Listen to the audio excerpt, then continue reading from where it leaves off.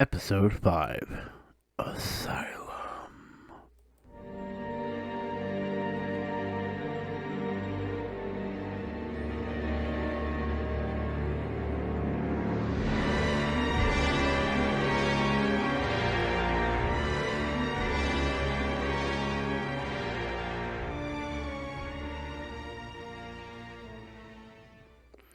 How do you do, G-Pot crew? It's your Naughty Body Potty here, and today we're doing the review for Moon Knight, Episode 5, Asylum.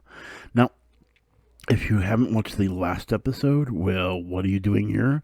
Because a big, giant thing, you know this is spoilery, so I'm just going to say it, a hippo. A hippo. But a very feminine hippo. With that being said, you know what we do. We're going to do a full breakdown, then my final thoughts of the episode.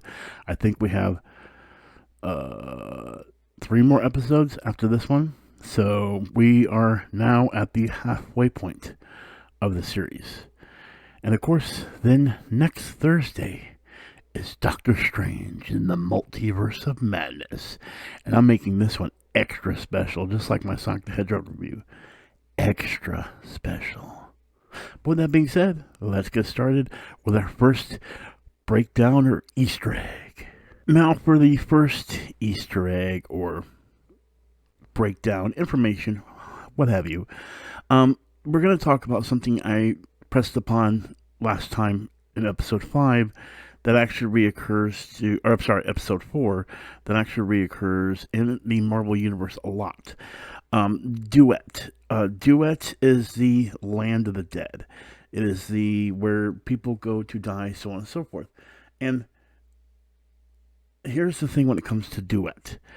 I think the MCU, Marvel itself, is doing this as a duality or duet in a different name sense of being something different. So if you notice him as the doctor says somebody else will see a maze or a library, he's talking about to Mark about being crazy.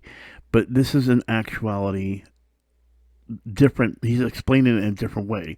He says somebody else will see a maze or a library. This is actually the ancestral plane. And I'm going to use 2 reference points in the Marvel Universe that are very memorable that will give you an idea. Everyone's ancestral planes, aka Land of the Dead, in the Marvel Universe is different. This is unfortunately what Mark is going through right now, because if you remember last episode, he died. He got shot, and we ended up in this asylum. Well, sometimes it could be good, sometimes it can be bad. It's all depending. Again, it's like heaven or hell, basically. So if you remember, this would be more of a heaven thing, would be the ancestral plane in Wakanda from Black Panther. If you remember, he goes to see his father. You see all the panthers in the trees. This is the ancestral plane for their belief there for the Wakanda. Same thing with Thanos. If you remember, Thanos ends up seeing Gamora at a young age, and this is, and again, the ancestral plane. All things lead to this. This is also what set up for the Soul Stone, so on and so forth, because every one of them are different, but they all lead to the same basic thing, their own rendition of heaven or hell. So I did explain this a little bit last episode, but I didn't go into great detail. I only went into the artifact that they put into the sarcophagus of the mummies, or the elder gods, however you want to look at it. And so, with that being said, this is my point to the whole thing. Everything is an ancestral plane, and I think Mark is in his own right now. But instead, the doctor is trying to make him be more realistic about it and call it him going crazy. I love it when I get something right. Called it. Now, when it comes to Marvel Comics or comic books in general, there's always a lot of deeper lore or story, I should say, that you don't know if a show, a movie is going to deal with it right away. A lot is being compacted in Moon Knight when it comes to the series. But the thing I'm curious about is the deep-rooted memories and what is going on here. So you see where he says, I had a brother. And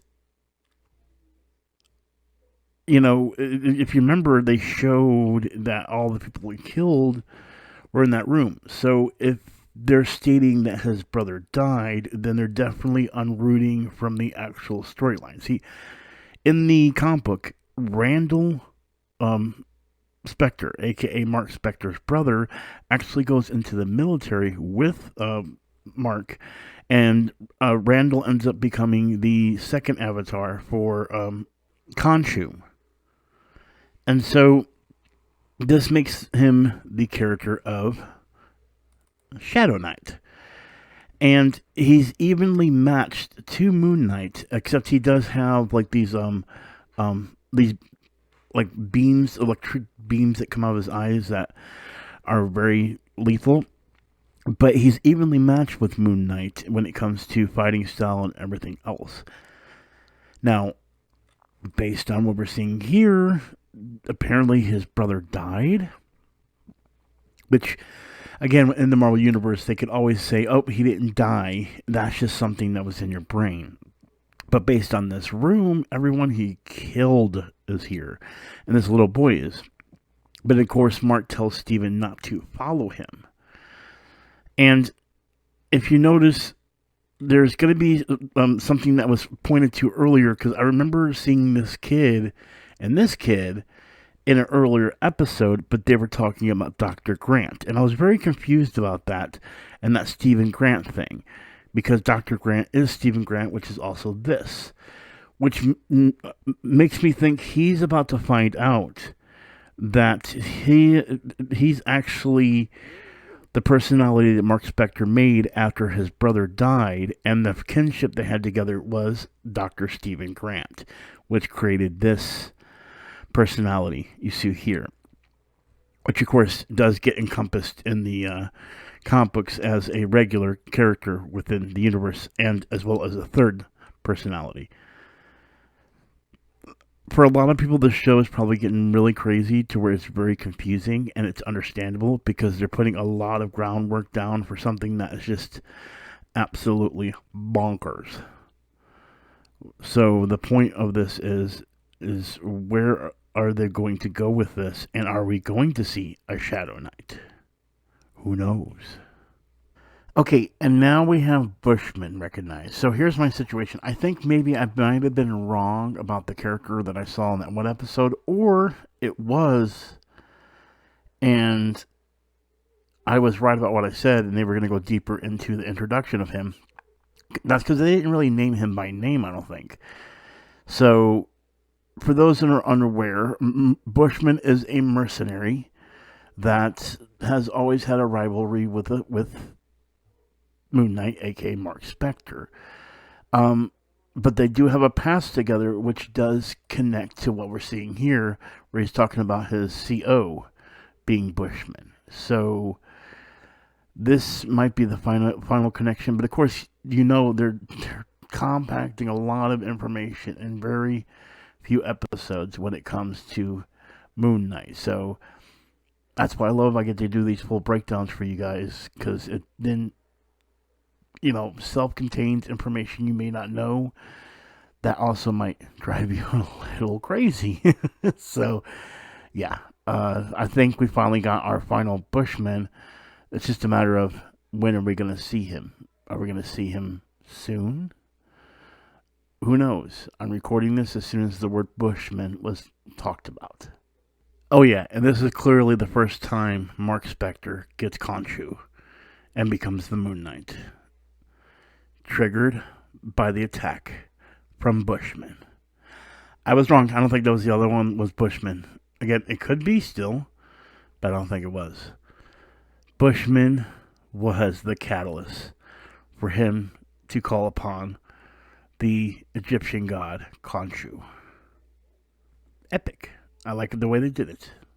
Well, there you guys have it. That was a brief episode of my breakdown, I should say.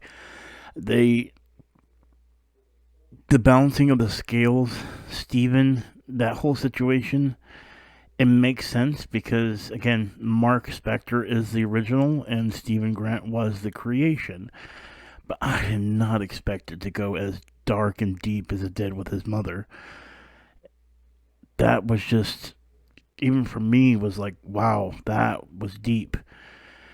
This is a dark territory when it comes to attempts of suicide, uh, abuse from a mother, from so many different things that the Marvel Cinematic Universe has never dealt with. This show is called Moon Knight, and I stated before this was going to be the intro into the Marvel Knight series. And I still hold true to that because of what we just saw. Moon Knight is the door to Marvel Knights. Darker tone stories, deeper stories, stories that really hit you to the gut and really deal with mature content that a lot of kids wouldn't understand. I've talked to people and they do not like the Moon Knight series because they state it's just different, I guess. It's not your traditional Marvel Cinematic Universe, or Marvel MCU, Marvel series. My point to the whole thing is I feel like this is the right direction into a more mature content type story. And Moon Knight is opening that door to what we already have with Daredevil and Punisher, Iron Fist, sadly, Jessica Jones, Luke Cage, The Defenders, and even Hawkeye in a little bit with Kingpin.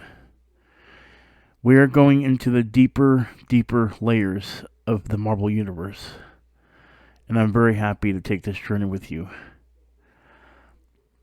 I believe that this series, Moon Knight, is a good departure into something new.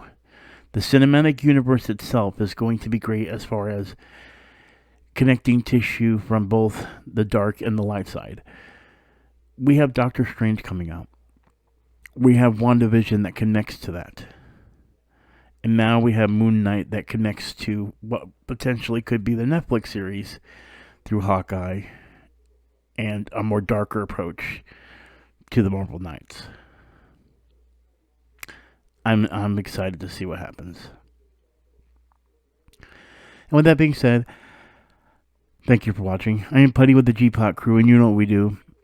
Get into deep lore. And I'll see you next time.